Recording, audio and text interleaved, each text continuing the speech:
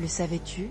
Le sumo, sport traditionnel japonais vieux de plus de 2000 ans, trouve son origine dans des rituels shinto destinés à divertir les divinités et à prier pour de bonnes récoltes de riz. Contrairement à la plupart des sports de combat, il ne comporte aucune catégorie de poids. Un lutteur de 90 kg peut donc se retrouver face à un adversaire pesant plus du double de son poids. Le record de lourdeur revient au lutteur Konishiki, né à Hawaï de parents samoans, qui a combattu à plus de 280 kg dans les années 1990, tandis que le record de victoires consécutives, 69 combats sans défaite, est détenu depuis les années 1930 par le légendaire Futabayama et n'a jamais été battu depuis. Au sommet de la hiérarchie trône le titre de Yokozuna, ou grand champion, un rang suprême et à vie que seule une poignée de lutteurs atteignent chaque siècle, et qui peut être retiré si le champion cesse de dominer ses adversaires.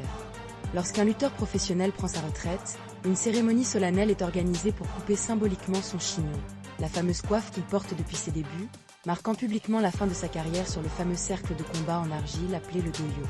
C'est sous la période Edo, entre 1603 et 1867, que le sumo prend sa forme actuelle, lorsque des combats sont organisés pour financer la construction de temples et de ponts, donnant naissance au premier lutteur professionnel de l'histoire du Japon.